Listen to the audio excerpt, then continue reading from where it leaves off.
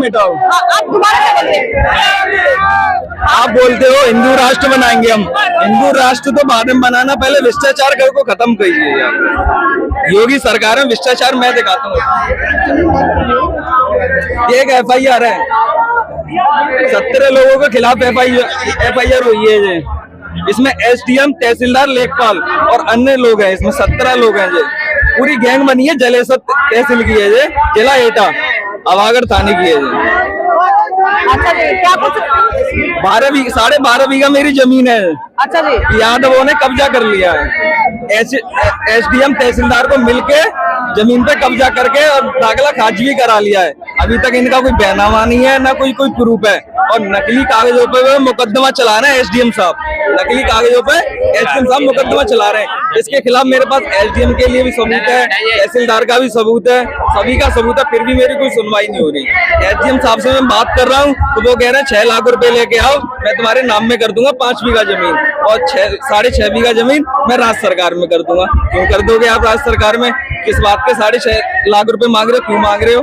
क्योंकि मैं एक दलित हूँ, इसलिए मेरे से पैसे मांगे जा रहे हैं। जलेसर तहसील में मेरी कोई सुनवाई नहीं हो रही है। तो आज आप इसे रैली में लेकर क्यों आए हैं? ये जो आप FIR की कॉपी लिए हुए हैं, इसे रैली के अंदर क्यों लेके आए हैं? योगी जी नहीं सुनेंगे तो चंद्रशेखर भाई के पास आए हैं, क्योंकि हम एक दलित हैं, इसीलिए। अगर हम ठाकुर होते तो हमारी सुनवाई होती। चंद्रशेखर आजाद जी सुनेंगे आपकी बात? क्यों नहीं सुनेंगे? चंद्रशेखर भाई संसद में भी आवाज उठाएंगे। दलितों के मसीहा है, दलितों के तो मसीहा ही है, इसीलिए तो मैं लेके आया हूँ।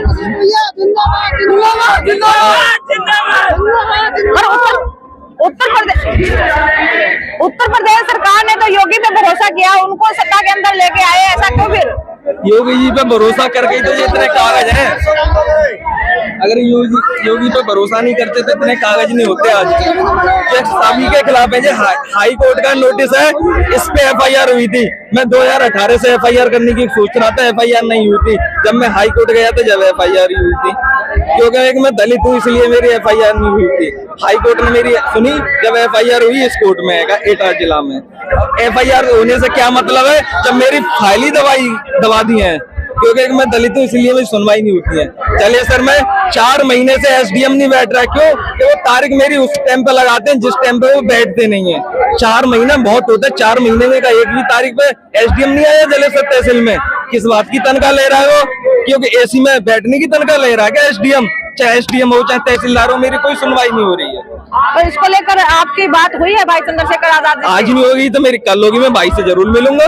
तो आपको उम्मीद है आपका सोल्यूशन? उम्मीद है, इसीलिए तो मैं गाँव दौरा से आ जाऊँ। तो इस उम्मीद के पीछे का कारण? विश्वास है पूरा। इस उम्मीद के पीछे का कारण यही है कि मेरे को न्याय मिल जाए। न्याय मिल जाए मेरे को भाई से। 12.5 बीघा जमीन बहुत होती है।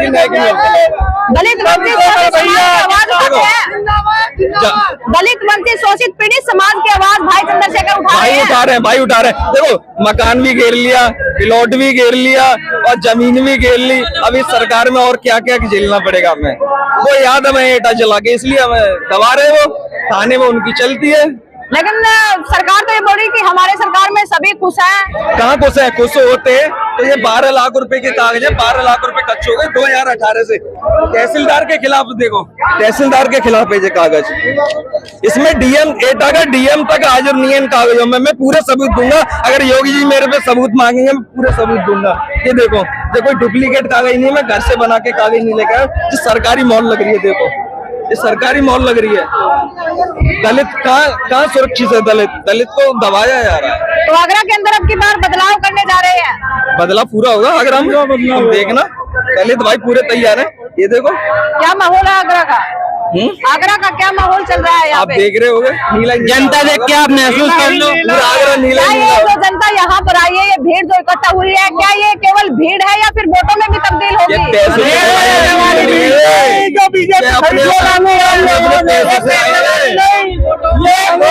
पैसे से आए हुए हैं।